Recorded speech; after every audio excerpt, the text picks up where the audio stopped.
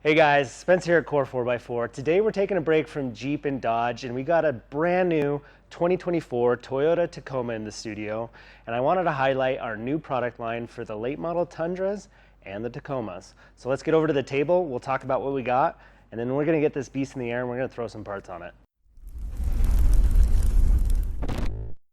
All right guys, so on the table today we have our full control arm, end link, and track bar kit. And again, these are going to fit the Toyota Tundra from 22 to 23 and the new model Toyota Tacoma 24 and up. Now we do have 8 control arms on the table. This truck does not have 8 control arms because I wanted to highlight the 2 different versions we have offered for this platform. On my left here we have the steel version of our control arms, which is built with 1 3/4 DOM tubing with a 5/16 wall, very heavy duty. You can set your whole rig down on it and never worry about it. On the right here is our aluminum version that we're doing for this truck as well. This is built with 2-inch 70/75 aluminum. This is more for a lighter weight option, just as strong as the steel version. And in the aluminum version, we do machine the wrench flats for a little more ease and adjustment and tightening down the jam nuts. And then in front of me here, we have our sway bar end links. We offer these in a variety of sizes to fit any lift you can put on this truck. Now this customer has gone with our red to match the TRD logos on his wheels, and I think it's gonna pull it together really good. Okay, so before we get into install today, I wanted to take a second and talk about the function of each of these components, what they do, and why you may want to consider upgrading when you're building out your truck. Now on my right, again, we have the control arms. They're sometimes called links or trailing arms. Here at Core, we do call them control arms. They control the position of your axle under the truck. So your lowers mainly affect your wheelbase and where your wheel sits in the wheel well, and then your uppers are used to adjust your pinion angle and your driveline angles. Now, as you lift your truck, you change all of those angles. You can lose some of your wheelbase, you can drastically affect your pinion angle, and going to an adjustable arm allows you to correct all that and maintain all your drivability. Now, also at the same time, having a good adjustable arm with good joints in them allows you to gain more flexibility off-road and even better ride quality on the road. Now, this one here right in front of me, we have the track bar, also referred to as a Panhard bar. This is what centers your axle left to right under your truck. Now, as you lift your truck and your Panhard angle changes, this actually pulls your axle to the driver's side and can shift your axle if you keep your factory track bar at its factory length. So going with an adjustable track bar allows you to recenter your axle so you're not crab walking. I see too many trucks on the road that are crab walking where the rear end is not tracking with the front end. This is the component that corrects that. So your rear end tracks true with your front end. So a very good one to have, especially when you're going above 3 or 4 inches of lift. Now right here in the center in front of me are your sway bar end links. Upgrading these not only allow you to get your sway bar angle right, but also going with a heavy duty end link helps firm up your rear end so you don't get as much body roll or sway. The factory end links are pretty skinny, pretty light duty. Now when we get under the truck, I'll pull one of the factory end links off and show you the difference here, but they can bend and break under a lot of flexing or off-roading. So having a good, solid, heavy-duty end link really keeps your rear end firm and help it to perform and cycle as it should. So before we got into teardown, I wanted to go over a list of tools that you're gonna need for this install. Now starting on my left, we have a ball peen hammer, but you can also use a dead blow hammer, as well as a screwdriver, and really just something to pry with and line holes up. A set of crow's feet, we have an 1 5/8 and an 1.5 inches. Our torque wrench, as well as a normal ratchet, and a set of wrenches. We have the 19mm, 18mm, and 17mm, and their corresponding sockets, 19, 18, and 17mm as well. You'll also need a 6mm Allen head for your end links, a set of impact drivers and extensions, and last but not least, your breaker bar to break those bolts loose. And that's it for the tools. Let's get into teardown and start putting parts on the truck.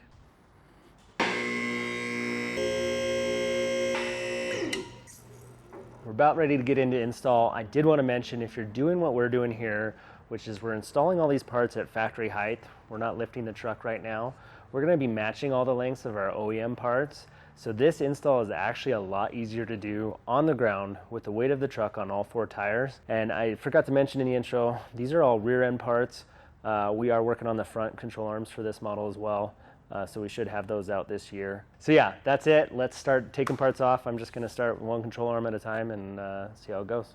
Okay, so I know if you watch our channel a lot, we do a ton of Jeep and Dodge, and we kind of snuff Toyota a little bit. The more I work on the Toyota platform, I'm actually a little more impressed. So props to Toyota, because all the control arms in the Panhard, you'll need just a 19mm wrench and socket, and you can do the whole install. Now, the sway bar end links, they're just a 17mm. Let's get into it.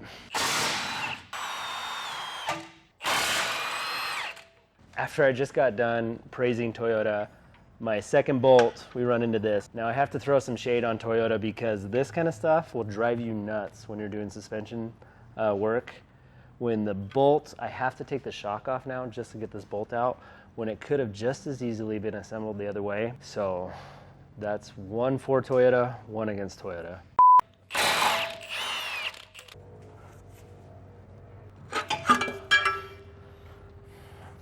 One down. Okay, so again, we're matching control arm length. So the easiest way to do that is just to set your new control arm on your old one, and we're just gonna adjust it, and sometimes this can be difficult, until our holes line up. And these arms come with these reducer sleeves because the factory hardware is a 14mm bolt. So those just slide in like that. And then you'd put your bolt on top. We're gonna line up our other side. And you just adjust out until right there. The bolt drops in. Got our control arms measured and matched. Now I was gonna mention we do offer hardware as an option if you wanna upgrade to grade 8. So you can install with all your factory hardware, but we do offer that if you just wanna go grade 8. Throw it on. All right, and we're gonna put this bolt in the right way.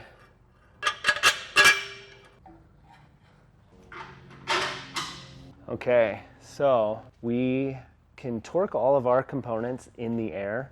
Now normally with your factory suspension part, you have a rubber bushing which has a fused crush sleeve, which is the sleeve that the bolt goes through. So when you put the weight of your truck back down on the ground and your control arm and your suspension pivots, well, your crush sleeve is fused and bolted in this location, but it wants to be in this location. So what that does is create a preload on your bushing, and that'll cause your bushings to fail. Now, Johnny Joints or polyurethane bushings, they have an independent crush sleeve or ball center that rotates freely. So that means for us, us guys that have a lift, you can torque everything in the air with no issues, no preload on your suspension. So right now we're just gonna torque all this down. The factory spec on these 14mm bolts is 140 foot-pounds to 150 foot-pounds. On the 12mm bolts on the shock and the end links, those are gonna be 85 foot-pounds. So on any adjustable part, your jam nut is your most important thing to torque and seat correctly. So we're gonna torque these are all the same size on the control arms, to 250 foot-pounds. Now, if you don't have a torque wrench that goes to 250 foot-pounds, get this as tight as you can. You cannot over torque your jam nuts. Now, after you're tight and you've seated your jam nuts, you're gonna do an initial break-in of about 300 to 500 miles, and then come back and just check and make sure they haven't moved. Throw a wrench on them, make sure they're still tight. Once you've done that, your jam nuts are set, you're good. You don't have to worry about them.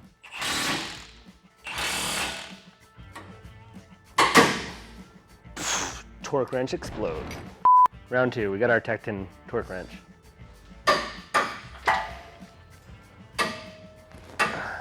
Okay, now I was gonna mention all the jam nuts on the control arms, we are using an 1 5/8" crow's foot. I would recommend getting one of these for torquing these down. So the Panhard is an 1.5", but for all the control arms, it's 1 5/8". If you're like me and you don't wanna mess up your wrench flats, your powder coating right away, I'll show you a trick to tightening these jam nuts because they're double threaded. So we're gonna start on one side and get it as tight as we can before the body spins, and then we'll go to the other side and we'll just work back and forth until it locks the arm down. And then we'll also put the pry bar in here just to keep the joints from rotating. It's okay if they're off, but I like to have them straight as possible when we're doing an install like this. But okay, So you can also hold onto the tube of the arm. That'll give you a little extra. Now the joints are starting to twist, so we'll just either a flathead or a crowbar. Just kind of keep it from moving on you. You got me a flathead. Yeah, we'll do a flathead screwdriver on this one. Okay, so we're just putting a flathead in here. Oh, okay. And the body's spinning a little bit, so we're gonna go back to this side. Where's the other flathead?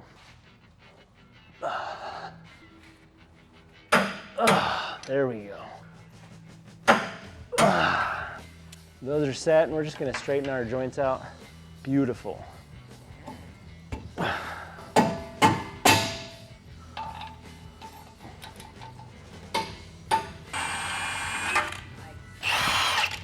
again, we have to remove the shock. Granted, if you're doing this install, you might be doing a lift kit anyway, so you have the shocks off.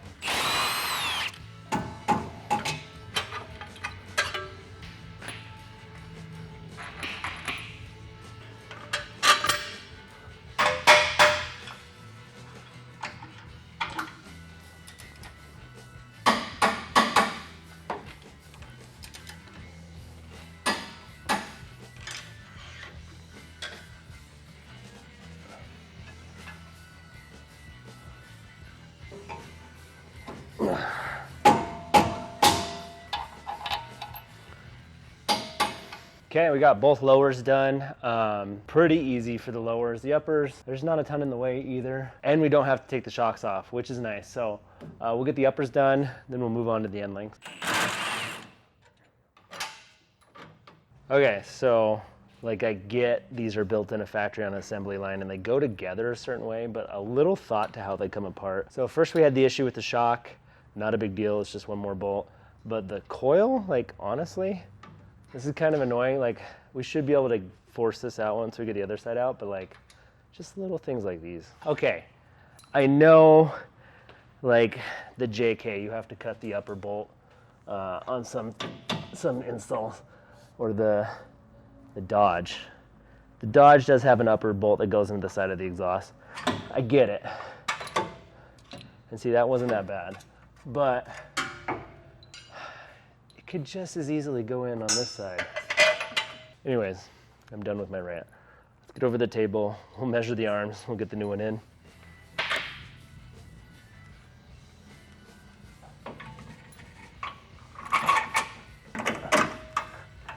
There we go.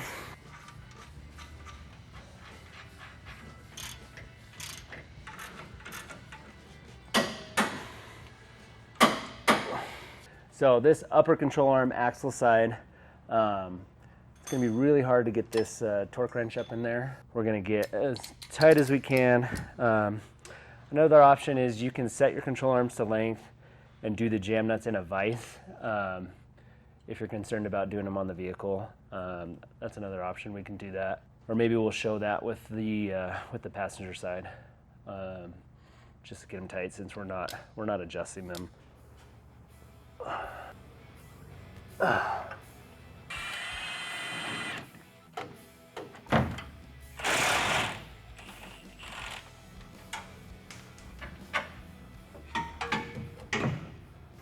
So this one, because it's hard on the axle side to get on the jam nuts, you can do it. We're going to stick it in the vise and get them seated down because we know we're not changing the length of these right now.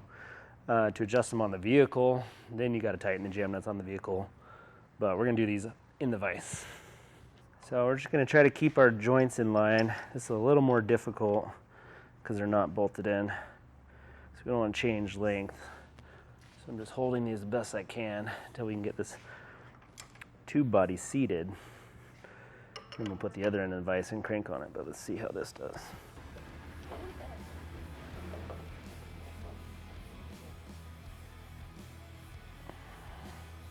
I'm going to try not to mess up our powder.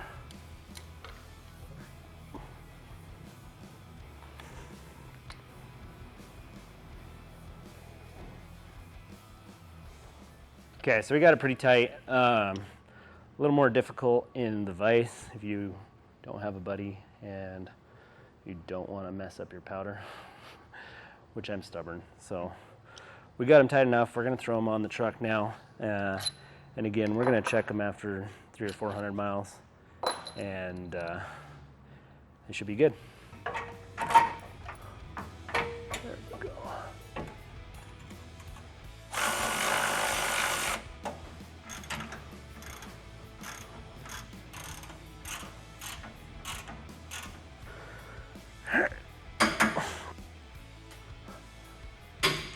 There we go.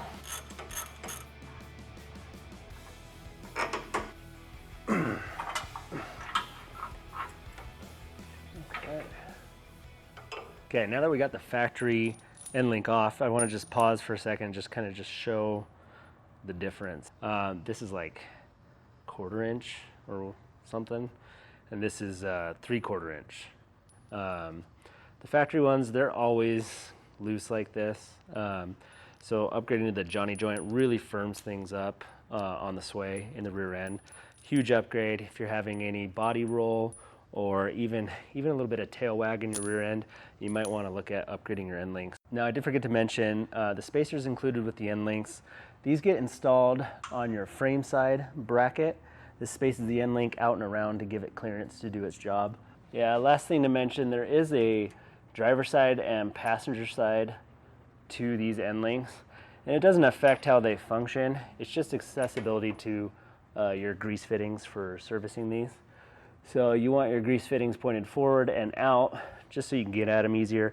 If you do install them backwards, no big deal. You can still grease them, it's just not as easy. There we go, let's tighten them up. And right now they're sitting a little cockeyed. That'll level out when the truck's back down on the ground.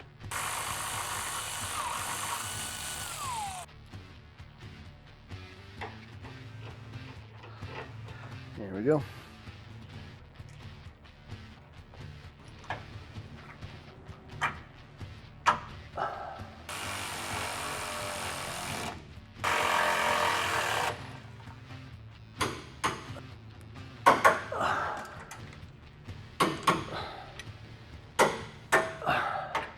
All right, so control arms are on, end links are on, everything's looking good. Last thing we need to put on is the track bar or the Panhard. Now, I will always do these on the ground with the weight of the truck on all 4 tires, because what's happening right now is all the weight of the axle and all the components are pulling down with the weight of gravity, but that's causing the axle to shift to the driver's side with that droop. So as soon as we pull the factory track bar off, it's going to go back to center where everything feels natural, and we're going to have a hell of a time trying to get the axle back in place in order to reinstall the new track bar. And we can use the lift to go up and down a little bit if we need to line up the holes. We're going to get this thing on the ground and we'll do the track bar, and that about wraps it up.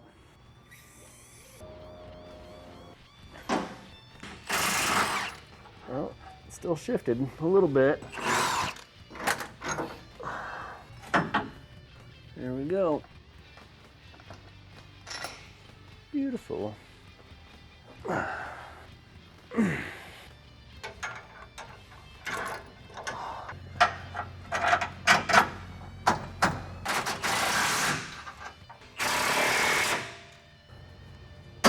There we go.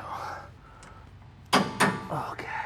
Okay guys, so that wraps it up for the install and highlight of our new Tundra and Tacoma products for the rear end of these platforms. This truck is going to be able to handle better, tow better, and flex better off-road. And the customer is going to have the adjustability in all his parts for when he does go with his 6-inch lift that he's putting on this truck.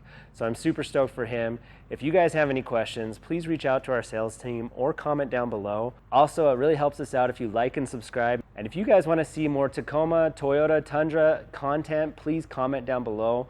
We love doing this. It really helps us out, and we'll see you guys in the next one.